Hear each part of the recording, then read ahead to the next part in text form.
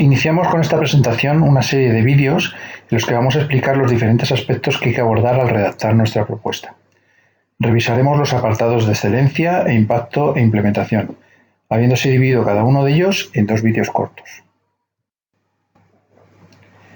Comenzamos por el primer vídeo sobre excelencia, en el que hablaremos de los objetivos, la relación con el programa de trabajo y, por último, el concepto y la metodología seguidos en el proyecto.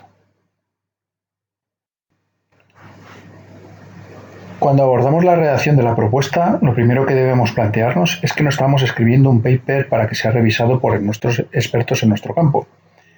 El panel de evaluadores tendrá expertos de diferentes áreas y, si bien tenderán a tener un perfil relacionado con el área en el que queremos llevar a cabo nuestro proyecto, no tienen por qué ser expertos en las temáticas que estamos planteando. Tenemos que ser, por lo tanto, claros, concisos y divulgativos a la hora de redactar la propuesta. Antes de empezar con los objetivos, es conveniente hacer un pequeño abstract en el que explicamos en forma de storytelling en qué consiste nuestro proyecto. No tiene que ser más allá de medio folio o 3/4 de folio. Si no lo hacemos, el evaluador no le contamos en qué consiste nuestro proyecto hasta la parte de concept, de manera que se leerá varias páginas con los objetivos y la relación con el programa de trabajo sin saber realmente a qué se está refiriendo lo que está leyendo.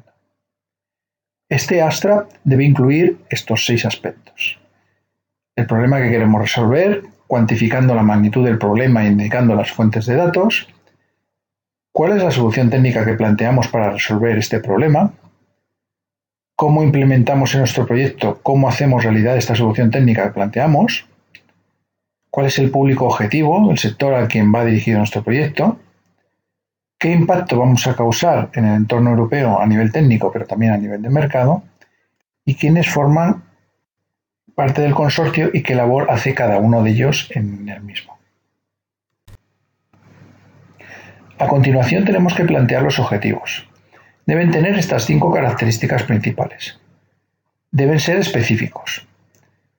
Deben ser medibles y, por lo tanto, debemos poder ser capaces de evaluar el grado de consecución de cada objetivo en cualquier momento del desarrollo del proyecto. Deben ser conseguibles, es decir, no tenemos que ser demasiado comedidos a la hora de plantear los objetivos a conseguir, hay que ser ambiciosos, pero no tanto que hagan los objetivos fuera de nuestro alcance. Deben ser relevantes de cara a conseguir el objetivo general del proyecto y los impactos buscados por el topic. Y por último, deben tener un marco temporal, es decir, en qué momento del desarrollo del proyecto se va a alcanzar el 100% del objetivo. Algunos objetivos puede que se alcancen al final del proyecto, pero otros podrían, por ejemplo, alcanzarse a mitad del proyecto, incluso ser objetivos intermedios de cara a conseguir otros objetivos adicionales. La información que hay que incluir para cada objetivo es la siguiente: el texto del topic, en el cual se detalla el objetivo que nos marcan, que sirva de referencia al evaluador para que pueda hacer un checklist y ver rápidamente que estamos cubriendo todos los objetivos demandados en el topic; el objetivo en concreto que nosotros planteamos en nuestro proyecto; cuál es el indicador que vamos a utilizar para evaluar el grado de consecución del objetivo, el llamado KPI, Key Performance Indicator; y cuál es la cifra final que nos planteamos en el proyecto para ese marcador, incluyendo en qué momento del proyecto lo vamos a alcanzar. La clave durante toda la propuesta es la cuantificación.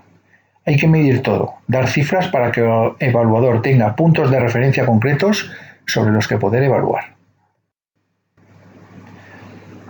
Además de los objetivos que se plantean en el topic, hay que abordar los que se indican en otras partes del programa de trabajo relacionados con las políticas europeas, como es en la introducción de la CAL o del programa de trabajo, e incluso políticas que, si bien no se indican, son relevantes en el ámbito de actuación de nuestro proyecto y que, por tanto, a ellas podemos contribuir.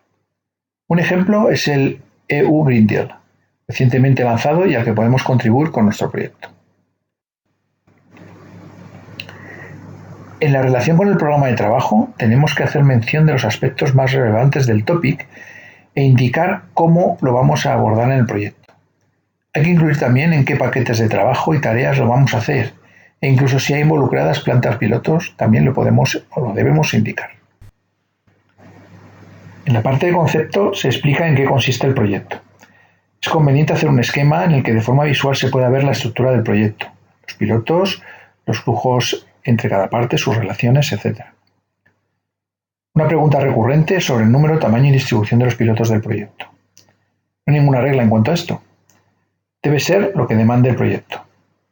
El número y el tamaño deben ser los adecuados para alcanzar los objetivos que se plantean.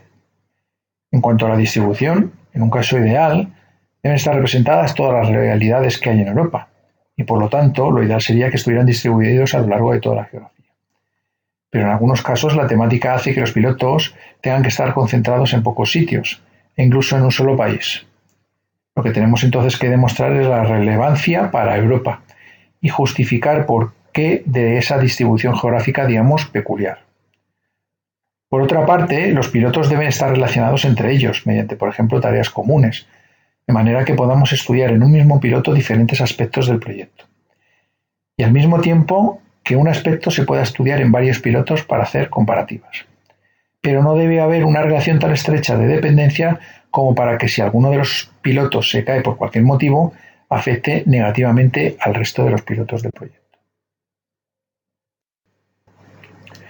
Es importante también especificar la cadena de valor del sector o sectores en el que estamos realizando el proyecto y cómo el proyecto va a afectar o modificar esta cadena de valor.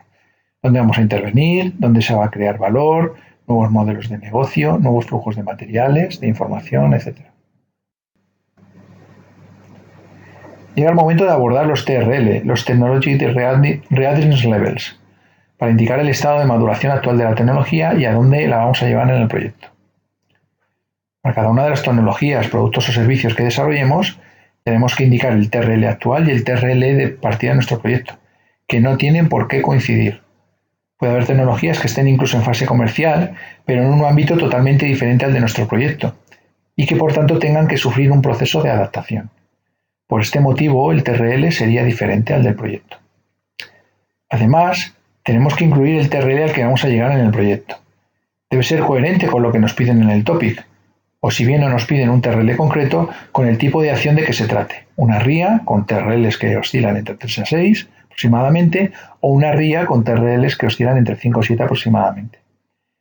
Hay que incluir también evidencias de los TRLs de partidas, es decir, referencias a estudios, pilotos existentes, tecnologías comerciales, etc. A continuación, describimos todos aquellos proyectos, fundamentalmente aquellos que hayan sido financiados con fondos públicos, aunque no exclusivamente, y en los que estén o no involucrados partners de nuestro consorcio, que tengan relación con el proyecto y de los que vamos a utilizar parte del know-how generado, tecnologías, productos, informes, etc. Hay que indicar qué vamos a utilizar y en qué parte de nuestro proyecto lo vamos a hacer. A continuación nos encontramos con el apartado de metodología, en el que hacemos un pequeño resumen, sin ser demasiado exhaustivo, porque luego lo desarrollaremos más en la parte de implementación, de los paquetes de trabajo y tareas en las que dividimos el proyecto, así como una relación con los objetivos a los que se espera contribuir en cada paquete de trabajo y una relación de los pilotos a ejecutar en cada uno. Finalizamos aquí el vídeo con la primera parte del apartado de excelencia de la propuesta.